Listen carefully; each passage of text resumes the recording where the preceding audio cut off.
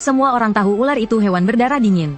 Tapi mereka tidak tahu kalau ular juga bisa membalas budi. Saat aku kecil, turun salju lebat di desa kami. Seekor ular hitam membeku di halaman rumah kami. Kakek melihatnya dan hendak menolong ular itu. Tapi dia dihentikan oleh Patua Chen, tetangga kami. Kak, meskipun ular hitam ini ditemukan di halamanmu, siapa yang melihat? Dia yang dapat. Kau tidak boleh mengambilnya sendiri. Berikan padaku. Patua Chen lebih muda beberapa tahun dari kakek. Dia sangat mengidam empedu ular, dan sering pergi ke gunung untuk menangkap ular. Kakek tersenyum dan berkata, ular hitam ini belum mati. Kasihan sekali. Aku ingin menyelamatkannya. Begitu kakek selesai berbicara, wajah Patua Chen berubah. Untuk apa menyelamatkan seekor binatang? Lebih baik dimakan saja. Kakek tertawa kecil dan tidak berkata apa-apa. Dia membawa ular hitam itu masuk ke rumah. Setelah kakek masuk ke rumah, Patua Chen masih mengawasi rumah kami. Dia melihat beberapa detik, lalu masuk ke halaman rumah kami dengan membawa sekop besi. Patua Chen berdiri di halaman rumah kami dan tidak pergi. Sepertinya menunggu kakek keluar. Beberapa saat kemudian, kakek keluar sambil membawa ular hitam itu. Ular hitam itu sudah pulih. Kakek meletakkan ular hitam itu di tanah, dan berkata pada ular itu, pergilah. Siapa sangka, begitu kakek selesai berbicara, Patua Chen mengangkat sekop besi, dan memukulkannya dengan keras ke kepala ular hitam itu. Kepala dan tubuh ular itu langsung terpisah menjadi dua bagian. Tubuh ular hitam itu menggeliat seperti tali kusut, dan berguling-guling di tanah. Kepala ular hitam itu membuka mulutnya lebar-lebar, matanya merah, dan tatapannya menyeramkan. Patua Chen tersenyum dan berkata kepada kakek, Kak, aku mau empedu ularnya.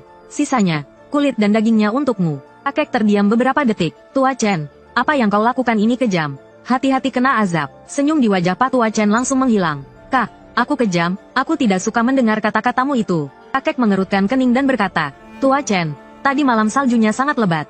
Bahkan manusia pun bisa mati kedinginan. Ular hitam ini tidak mati kedinginan. Berarti dia tidak ditakdirkan untuk mati. Tapi kau malah membunuhnya. Begitu kakek selesai berbicara, wajah Patua Chen menjadi semakin buruk. Jangan menakutiku. Selama bertahun-tahun aku sudah membunuh ratusan ular. Kalau memang ada azab, aku pasti sudah mati. Patua Chen memiliki tubuh yang sehat. Di usianya yang hampir 65 tahun, dia tidak memiliki penyakit apapun. Semua orang di desa iri padanya karena memiliki tubuh yang sehat. Patua Chen juga selalu merasa tubuhnya sehat, karena dia sering makan empedu ular. Kakek hanya bisa menghela nafas. Tua Chen, aku sarankan kau kubur ular hitam ini dan perbanyaklah berbuat baik. Auranya jelek banget. Si Chen Laowu ini pemburu ular. Badannya selalu bau amis darah. Dari jauh aja aku bisa cium.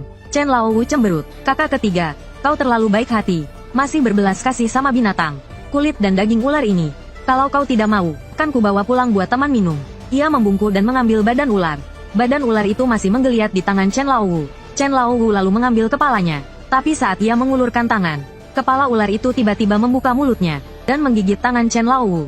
Chen Laowu kesakitan sampai menangis, dan mengibas-ngibaskan tangannya. Sebesar apapun usaha Chen Laowu, ia tidak bisa melepaskan kepala ular itu. Chen Laowu panik dan menghentak-hentakkan kakinya. Kepala ular hitam itu seperti masih sadar. Matanya masih bergerak, dan terus menatap Chen Laowu. Chen Laowu terus menjerit kesakitan, dan bahkan mencoba meraih kepala ular itu. Tapi ular hitam itu tidak mau melepaskan gigitannya. Anak lelaki Chen Laowang, Chen Wang, mendengar suara itu dan segera berlari ke halaman rumahku. Dia mengiris mulut ular hitam itu dengan pisau, tapi baru saja mengirisnya sedikit. Chen Laowu mendorong Chen Wang. Tidak bisa, terlalu sakit. Chen Laowu menangis terseduh-seduh dengan ingus bercucuran. Terlihat menyedihkan. Chen Wang mengerutkan kening. Bagaimana ini? Kalau kelamaan, tangannya bisa lumpuh. Chen Laowu memandang kakeknya dan berkata, Kakak ketiga, tolong carikan aku solusi.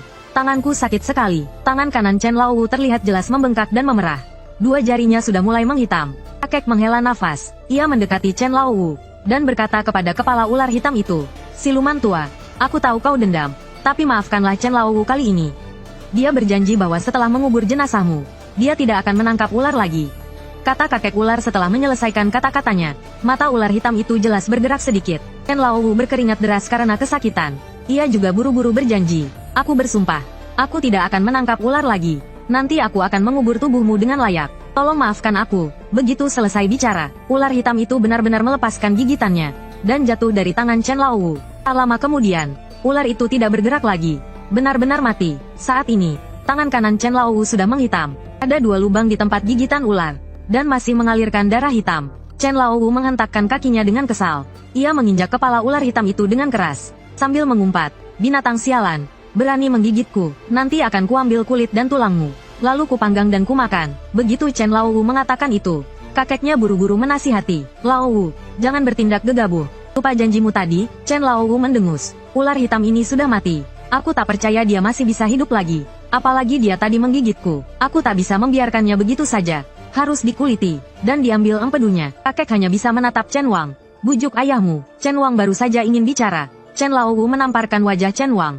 Dasar binatang, jangan lupa siapa ayahmu. Tamparan itu sangat keras. Pipi kiri Chen Wang langsung memerah. Dia diam saja untuk beberapa saat. Chen Laowu memang orang yang tidak tahu malu. Tapi Chen Wang tidak. Dia terkenal berbakti di desa kami. Chen Laowu berteriak pada Chen Wang. Bawa pulang kepala dan badan ularnya. Setelah mengatakan itu, Chen Laowu berjalan menuju halaman rumahnya. Chen Wang mengambil kepala dan badan ular itu. Lalu berkata, "Paman, aku ikut saja. Jangan kau hiraukan dia." Kakek menghela nafas. "Wang, ayahmu sedang." Mata ular hitam itu tadi bergerak. Jelas dia mengerti apa yang kita katakan. Ular hitam ini punya kekuatan gaib. Cepat bujuk ayahmu. Chen Wang menghela nafas. "Paman, kau juga tahu bagaimana sifat ayahku. Aku tak bisa mengendalikannya." Setelah mengatakan itu, Chen Wang pergi sambil membawa kepala dan badan ular. Aku memperhatikan kepala ular yang dibawa Chen Wang. Benar saja, matanya masih berkedip. Kakek menghela nafas. Wang anak yang baik. Kenapa dia begitu berbakti? Kakek baru saja selesai bicara. Nenek keluar dari dapur. "Kakek, jangan terlalu dipikirkan. Pepatah mengatakan, nasihat baik tak bisa menghentikan orang yang nekat. Kau tak bisa ikut campur. Ini semua takdir. Kita masih tetanggaan. Bagaimana bisa kita tidak membantu jika terjadi sesuatu?" Nenek mendengus. "Kurasa hanya kau satu-satunya orang baik di desa ini." Setelah mengatakan itu, nenek masuk ke kamar timur. Hanya aku dan kakek yang tersisa di halaman. Kakek menatap tempat ular hitam itu tadi. Entah apa yang dia pikirkan. Malam harinya, kami bertiga sedang makan di rumah. Chen Wang tiba-tiba berlari masuk ke rumah kami. Wajahnya pucat, dahinya penuh keringat dingin. Kakek bertanya, "Wang, ada apa denganmu?" Chen Wang menelan ludah dan berkata, "Paman, cepatlah ke rumahku. Ayahku kesakitan." Kakek terdiam beberapa detik lalu bertanya, "Apa yang terjadi?" Seluruh tangan kanan ayahku menghitam. Dia berguling-guling di lantai karena kesakitan. Kakek bertanya lagi, "Apakah kepala dan badan ular hitam itu sudah dikubur?"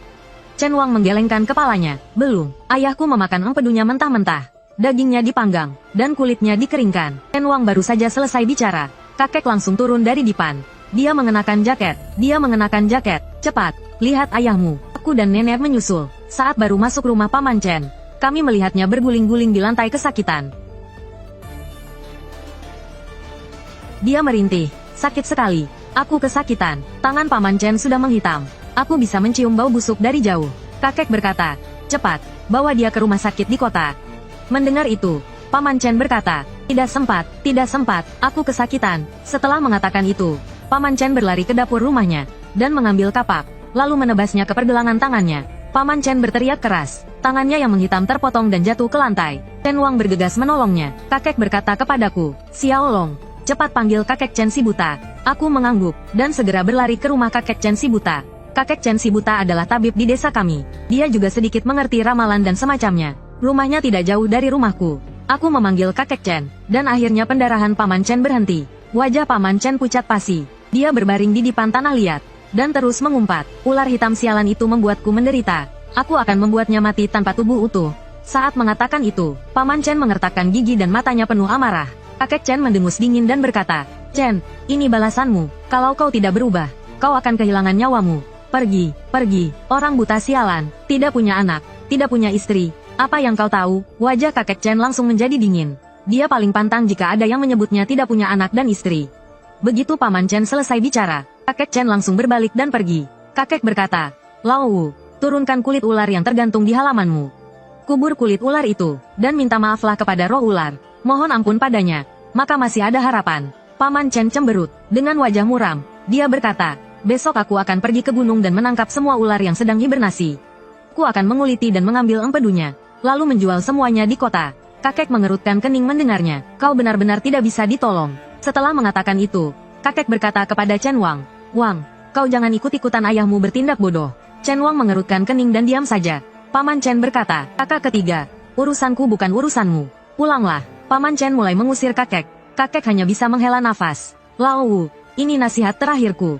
Hiduplah dengan tenang, dan jangan cari masalah." Begitu kakek selesai bicara, Paman Chen berteriak, "Ular hitam itu yang cari masalah denganku. Aku tidak akan melepaskannya." Kakek tidak berkata apa-apa lagi. Membawaku dan nenek pulang. Sesampainya di rumah, nenek berbisik, "Kakek, aku lihat ular hitam di halaman rumah Patua Chen. Jangan ngaco. Salju di luar tebal sekali. Ular hitam pasti mati kedinginan.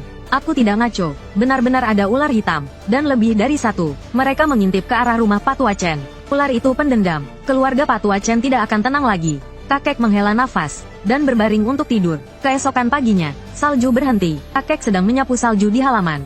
Ketika melihat Chen Wang membawa tas seperti hendak pergi, kakek bertanya, "Wang, salju di halamanmu belum disapu. Mau kemana?" Chen Wang tertegun sejenak mendengar pertanyaan kakek. Dia tertawa canggung dan berkata, "Salju di halaman.